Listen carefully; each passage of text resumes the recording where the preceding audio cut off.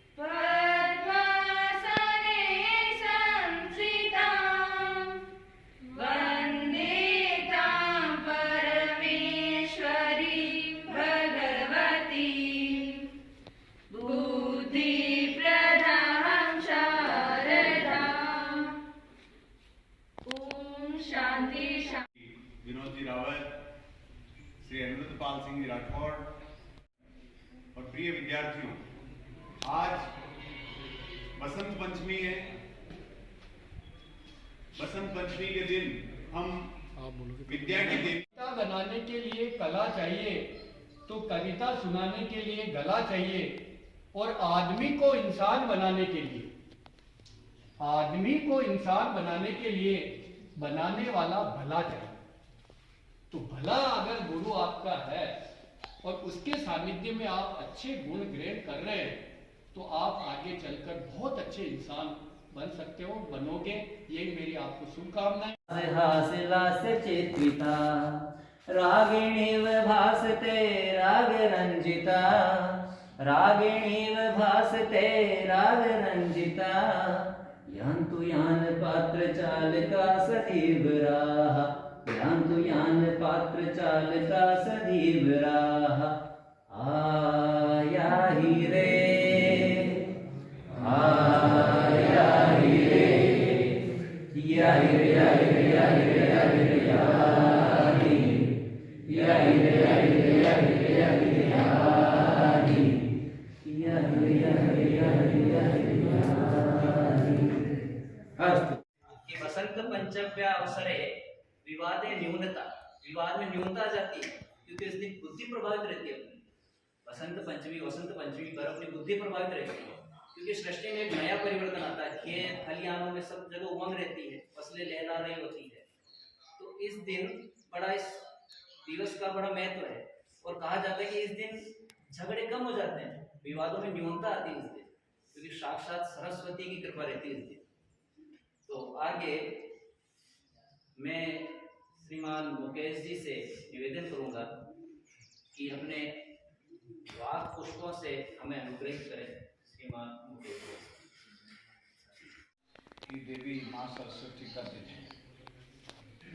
है ना। हम धन की देवी लक्ष्मी जी की पूजा सब करते हैं, लेकिन धीरे धीरे माँ सरस्वती विद्या की देवी की पूजा करना हम धीरे धीरे बंद करना तो नहीं करेंगे, लेकिन कम कर दिया।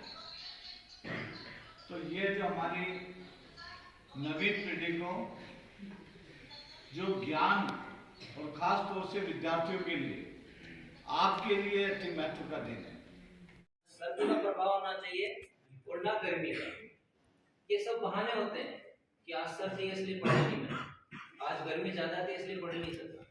तो वही विद्यार्थी श्रेष्ठ विद्यार्थी होता है जहाँ इन चीजों में प्रभाव नहीं होता। दूसरा, समृद्धि हो या असमृद्धि, यदि वो अमीर है तो उसका दिखावा नहीं करना चाहिए, उसको विद्या अर्जित करने में समय यापन करना चाहिए, समय व्यतीत करना चाहिए।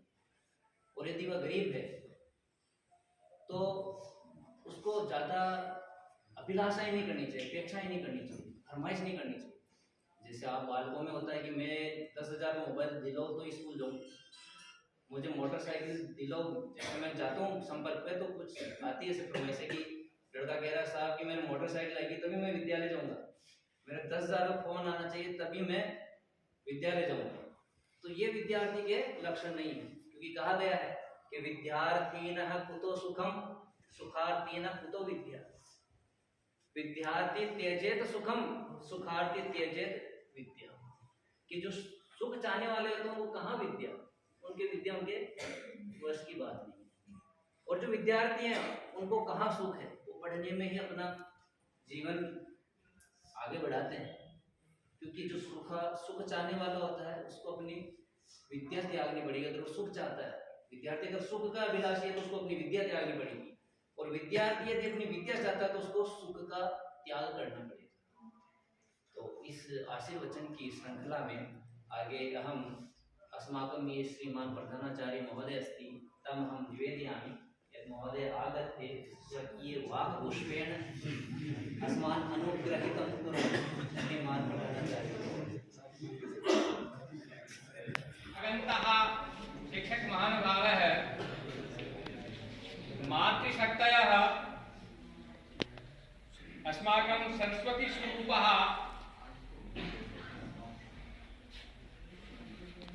सर्वे प्रियाः छात्राः, अद्य विद्यालये सरस्वती स्वरूपः छात्राः न्यूना सन्ति। कुत्र गतः ता? पलायितः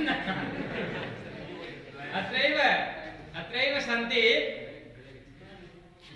किन्तु अत्र न आगतवन्ति, न आगतवत्यः। आगन्तव्यम् अत्र अस्मिन् कार्यक्रमे आवश्यकता अस्ति न वा? आवश्यकता अस्ति, सरस्वती नाम तो आवश्यकता अस्ति। अद्य दिवसः नवप्रस्फुटनस्य दिवसः, विद्यायाः देवी सरस्वत्याः अवतरण दिवसः अस्ति। अद्य सरस्वत्याः अवतरणं कथं? प्रकृतौ अपि नवप्रस्फुटनं भवति अद्यतः। वसंत ऋतौ सर्वेषु वृक्षेषु नवप्रस्फुटनं जायते, जायते न वा? प्रतीयते। दृश्यन्ते भवन्तः प्राचीनानि पत्राणि पतन्ति। मम संकल्पः अस्ति मसुदा ग्रामः संस्कृतस्य राजधानी भवति। सर्वे अत्रत्याः सर्वे जनाः संस्कृतं शृण्वन्तु, संस्कृतं जानन्तु, संस्कृतं वदन्तु। कर्तुं शक्यन्ते भवन्तः सर्वे?